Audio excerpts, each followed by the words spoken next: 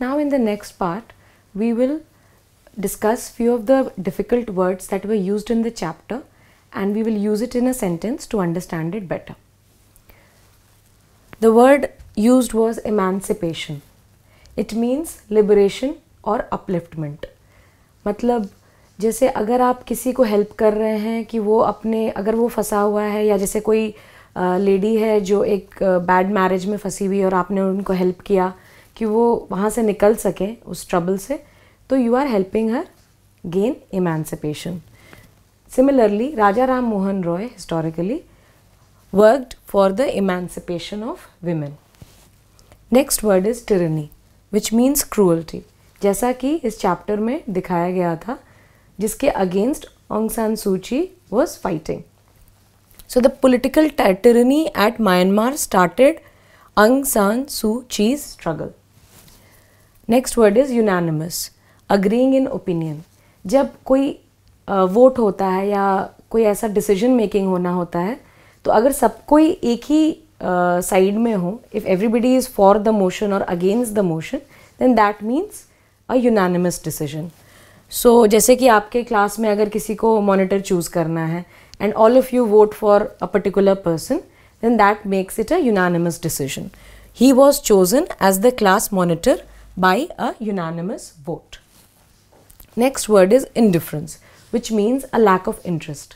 अगर कोई चीज़ आपको नहीं पसंद आ रही है या उसके लिए आपको सही से गाइड नहीं किया जा रहा है, तो you can develop a lack of interest. मतलब आपको उससे मतलब कम हो जाएगा या आपको उसमें इंटरेस्ट नहीं होगा.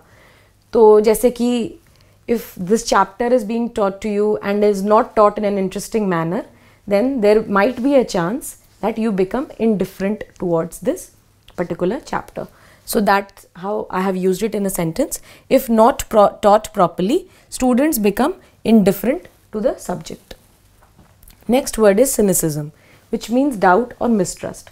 अगर continuously आपके साथ कोई ऐसा घटना हो जिससे आपको उस particular इंसान में या उस particular situation में आपको विश्वास ख़त्म होते जाता है, तो आप generally अपने life में एक rule बना लेते हैं कि आप किसी पे विश्वास नहीं करेंगे.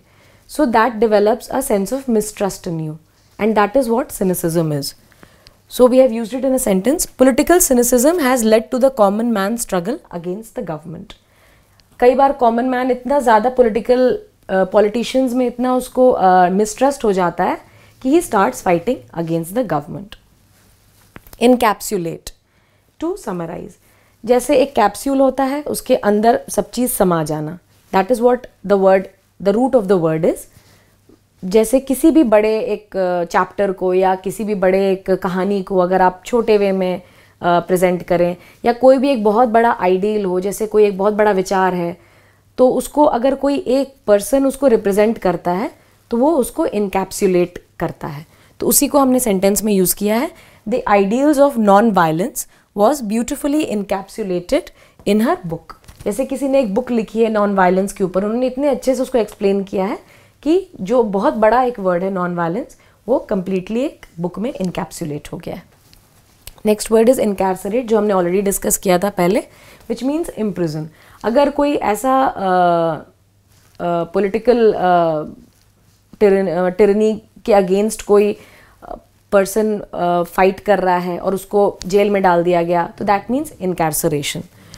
Many political leaders fighting for justice were incarcerated by the unjust dictator. We have used it in a sentence in this manner. Next word is underestimate, which means to estimate too low.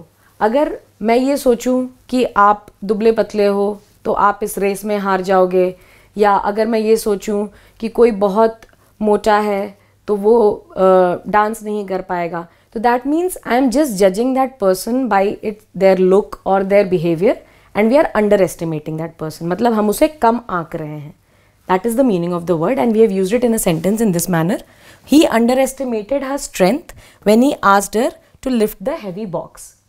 Because she was thin, so he thought that she must not have the power to lift the heavy box. So these are the difficult words in the chapter which we have discussed.